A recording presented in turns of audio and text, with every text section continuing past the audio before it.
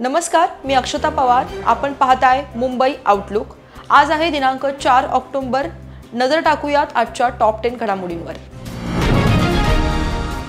लोकसभा विधानसभापेक्षाही नेत्यांची खरी निवडणूक ही ग्रामपंचायत, पंचायत समिती, जिल्हा परिषद आणि महापालिका असते. लोकशाहीमधील सर्वात महत्त्वाची ही निवडणूक मानली जाते. आज संध्याकाळपर्यंत जिल्हा परिषद निवडणुकीची घोषणा होईल. आता कुणीतरी म्हणतील की निवडणूक आयोगाशी दादांची चर्चा झाली वाटतं, पण मी 40 वर्षे यामध्ये घालवली आहेत, त्यामुळे मी अंदाज मांडला असा मिश्किल टोला यावेळी चंद्रकांत पाटील यांनी लगावलाय. रामदास कदम यांनी अनिल परब यांच्या शिक्षणाचा आणि वकील असण्याचा संदर्भ देत हे अघोरी कृत्य त्यांच्याकडून अपेक्षित नसल्याचं नमूद केलंय. ते म्हणाले की आपण शिकलेली व्यक्ती आहोत, हे अघोरी कृत्य आपल्याकडनं होता कामा नये. या प्रकरणावर अनिल परब यांनी स्वतः खुलासा करावा अशी त्यांची मागणी आहे, अन्यथा आपल्याला नाईलाजानं या घटनेची चौकशी करावी लागेल असा इशारा रामदास कदम यांनी दिलाय. त्यांनी उद्धव ठाकरे यांना देखील या विषयावरती थेट बोलण्याचं आव्हानच दिलंय. करुणा मुंडे यांनी ओबीसी आरक्षणाच्या मुद्द्यावरून पंकजा मुंडे आणि धनंजय मुंडे यांच्यावर जोरदार निशाणा साधलाय. सध्याचं आरक्षण ओबीसी आरक्षणाला धक्का न लावता दिलं जात असल्याचं करुणा मुंडे यांनी स्पष्ट केलंय. मुख्यमंत्री देवेंद्र फडणवीस यांनीही हेच मत मांडलं असल्याचं त्यांनी नमूद केलंय. तर करुणा मुंडे यांच्या मते पंकजा मुंडे आणि धनंजय मुंडे हे जाणून बुजून राजकीय आणि सामाजिक तेढ निर्माण करण्याचा प्रयत्न करत आहेत, जेणेकरून त्यांना स्वतःची राजकीय पोळी भासता येईल. त्यांनी जातीपातीचं राजकारण न करण्याचं आवाहन केलंय. पुण्यातून बोलताना उद्धव ठाकरे यांनी भाजपवर सौगात ए मोदीवरून निशाणा साधलाय. त्यांनी आगामी स्थानिक स्वराज्य संस्था निवडणुकांमध्ये महाविकास आघाडी म्हणून लढण्यास काहीच हरकत नसल्याचं म्हटलंय. शिवसेना, उद्धव बाळासाहेब ठाकरे गट, काँग्रेस आणि राष्ट्रवादी काँग्रेस हे तिन्ही पक्ष एकत्र लढण्यास अनुकूल असल्याचे संकेत त्यांनी दिलेत. उद्धव ठाकरे यांनी स्थानिक निवडणुकीसाठी विकास हाच मुख्य अजेंडा असावा यावर जोर दिलाय. शेतकऱ्यांची कर्जमुक्ती, नुकसान भरपाई तसेच भूमिपुत्रांना नोकऱ्या आणि शिक्षण हे जीवनावश्यक प्रश्न असून ते भावनिक नसल्याचं त्यांनी स्पष्ट केलंय. परब यांनी राणे यांना आव्हान दिलंय. जर मोर्चा काढण्याची तीव्र इच्छा असेल तर पहिला मोर्चा मातोश्रीवर काढावा. उद्धव ठाकरे मुख्यमंत्री असताना शेतकऱ्यांना बांधावर किंवा कांद्याला कोणतीही मदत दिली नाही असे टीकास्त्र देखील परब यांनी सोडले. केवळ आरोप करून लोकांचे लक्ष विचलित करण्याऐवजी ज्यांच्याकडे या प्रकरणी माहिती आहे त्यांनी न्यायालयात येऊन प्रतिज्ञापत्रावर आपली माहिती सादर करावी. त्यांनी कायदेशीर मार्गाने ही माहिती द्यावी असं परब म्हणाले. विजय वडेट्टीवार हे बैठकीला उपस्थित राहणार असून छगन भुजबळ आणि लक्ष्मण हाके यांच्या उपस्थितीकडे लक्ष लागलंय.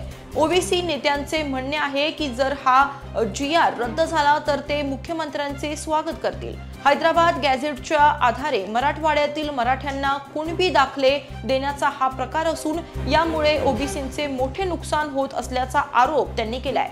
तर मनोज जरांगे विरोधात ओबीसी नेते एकवटले असून GR रद्द करण्याच्या मागणीवर ठाम असल्यानं जरांगे चांगलेच आक्रमक झालेत.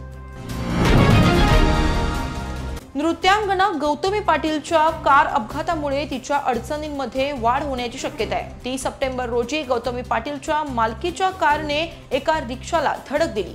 यात रिक्षा चालक गंभीर जखमी झाला. या प्रकरणी चालकानं अंमली पदार्थाचं सेवन केलं होतं का याचा तपास केला जाणार आहे. तर चालकाच्या रक्ताचे नमुने तपासणीसाठी पाठवण्यात आले असून पुणे पोलिसांच्या गुन्हे शाखेकडे या प्रकरणाचा तपास वर्ग करण्यात आलाय.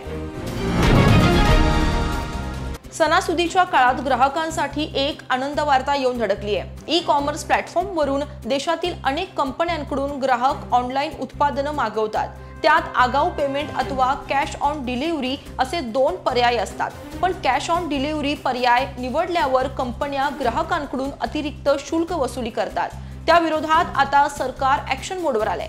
ई-कॉमर्स कंपन्या ग्राहकांना आगाऊ पैसे देण्यासाठी बाध्य करत असल्याचं सरकारचं म्हणणं आहे. दुसरीकडे ऑर्डर रद्द झाल्यावर ग्राहकांचा आगाऊ पैसा हा कंपन्या देण्यास उशीर करत असल्याच्या तक्रारी वाढल्या आहेत. त्या विरोधात सरकार कारवाईच्या तयारीत आहे. या कंपन्या ग्राहकांचे शोषण आणि त्यांची दिशाभूल करत असल्याचं सरकारच्या निदर्शनास आलंय.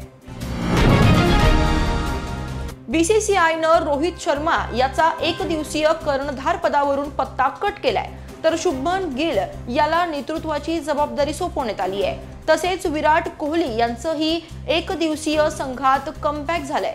टीम इंडियानं याआधी आयसीसी चॅम्पियन्स ट्रॉफी फायनल्समध्ये 9 मार्च रोजी न्यूझीलंडला पराभूत केलं होतं। भारताचा हा शेवटचा एकदिवसीय सामना होता। त्यानंतर आता 7 महिन्यांनी भारतीय संघ एकदिवसीय सामने खेळणार आहे। चाहत्यांना रोहित विराटच्या कमबॅकची प्रतीक्षा होती। आता ती प्रतीक्षा अवघ्या काही दिवसांवर संपणार आहे। क्रिकेट विश्वातून या क्षणाची सर्वात मोठी बातमी समोर आली आहे। बीसीसीआयने ऑस्ट्रेलिया दौऱ्यातील एकदिवसीय आणि T20 मालिकेसाठी भारतीय संघाची घोषणा केली आहे। तसेच बीसीसीआयने एकदिवसीय कर्णधार पदाबाबत मोठा निर्णय घेतलाय। एकदिवसीय क्रिकेटमध्ये आता रोहित शर्माऐवजी शुभमन गिल भारतीय संघाचं नेतृत्व करताना पाहायला मिळणार आहे, तर श्रेयस अय्यर याला उपकर्णधार करण्यात आलंय। सूर्यकुमार यादव T20 संघाचं नेतृत्व करणार आहे, तर बीसीसीआयने सोशल मीडियावरून याबाबतची अधिकृत माहिती दिली आहे।